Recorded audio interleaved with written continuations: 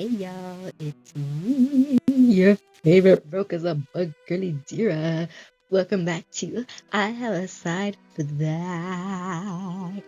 If you're new here, welcome to Chaos Incarnate. Here's what life would be like if I was a rich girlie. First, we need to talk about how and where I'd be getting my sudden fortune from. My number one preference is from an unknown distant relative that decided to leave me all of their money. Probably when they died.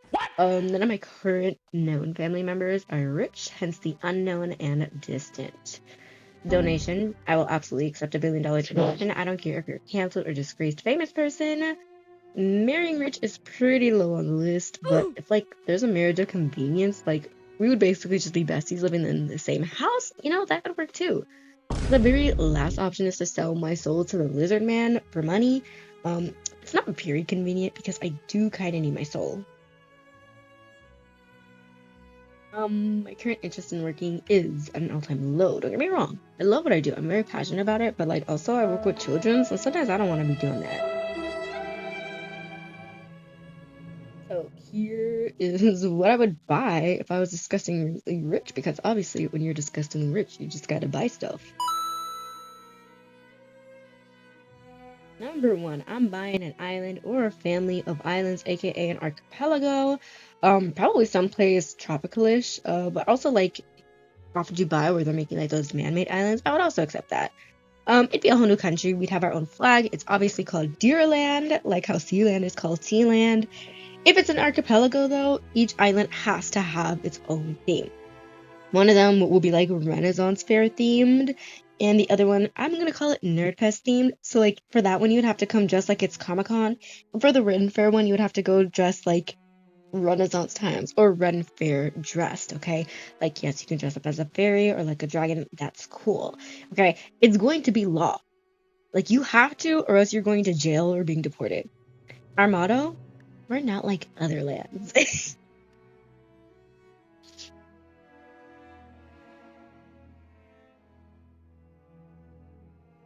I would also probably buy a Fortune 500 company. For that passive income, can't be rich if I can't stay rich.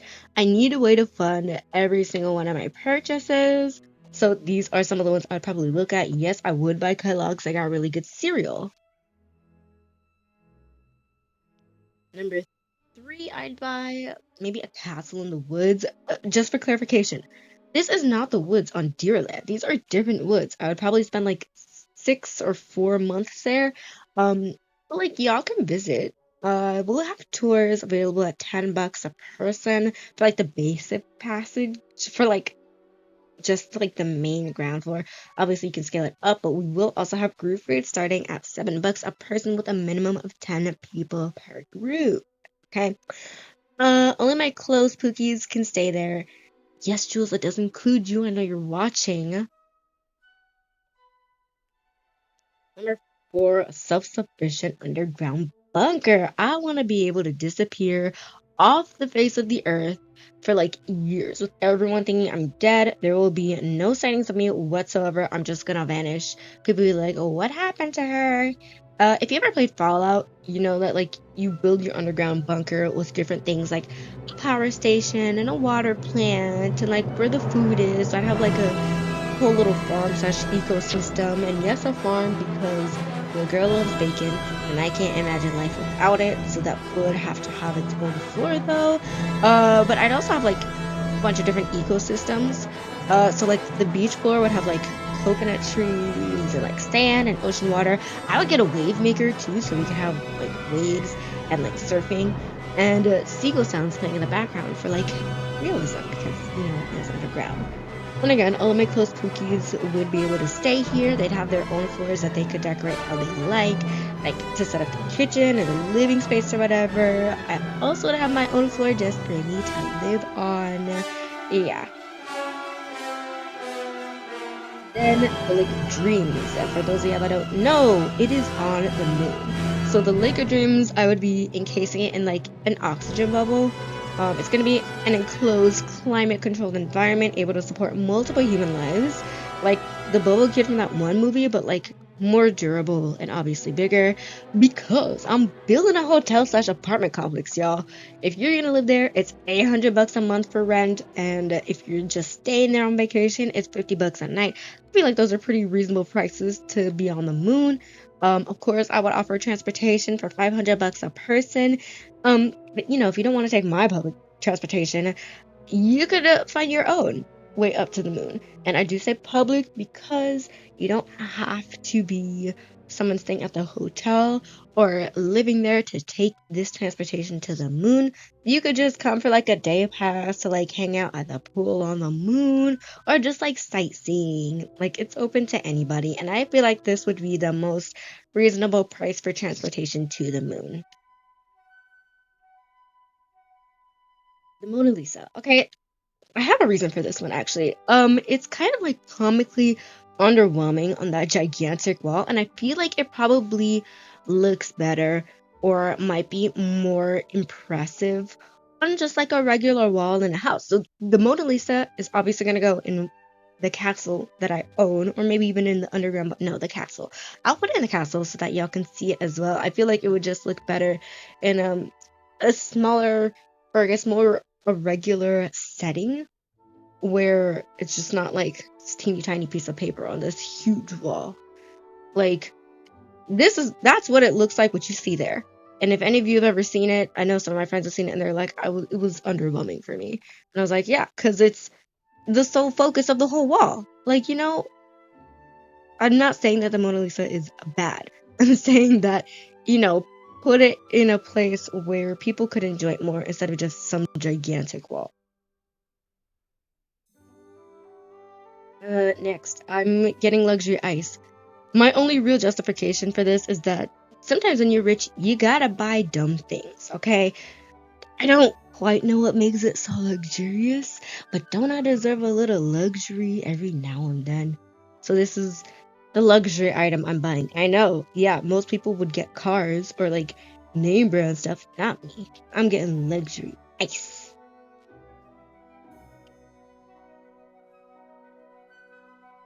I would also hire celebrities. Probably just to like hang out and stuff. Um, so here are some of the celebrities I would hire and why I would hire them. Of course, we have Melito. I would hire him because, I feel like he'd be up for Disney parks and karaoke.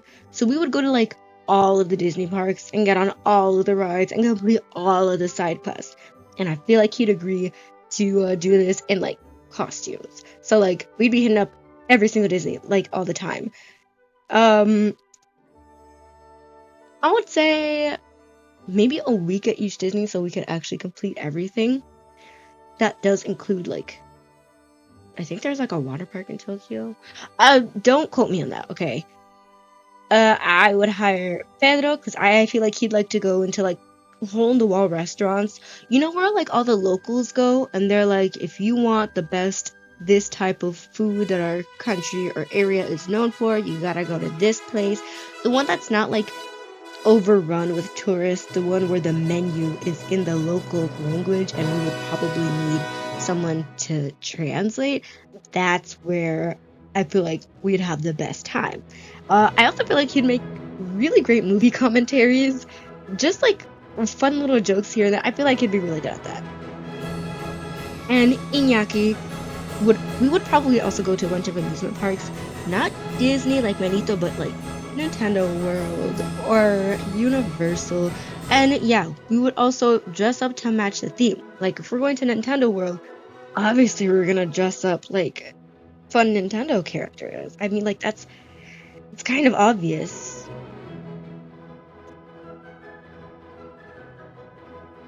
Ooh, this one is probably my favorite futuristic cars because I refuse to pull up to the club and bust a car in my club. I mean the library or the bookstore. I like to read.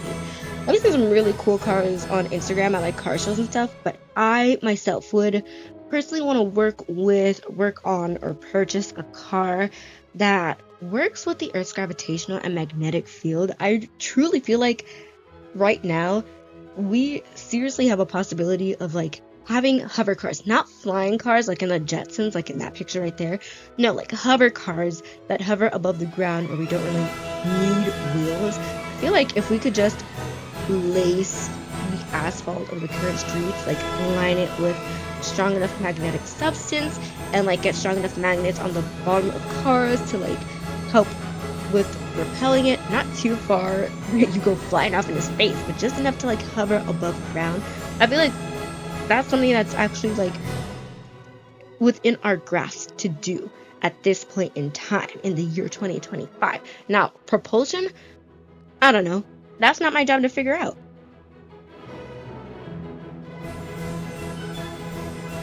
And last but not least, Mooding. I mean, do you really need to explain? Look at this cutie patootie. She would have her own room and her own floor and her own island. She'd have her own island in my archipelago, Deera land, in the Moodang Island. She'll have her own floor in the castle. She'll have her own floor in the underground bunker, catered to her needs and wants. And of course, if she wants to invite her little friends, of course she can.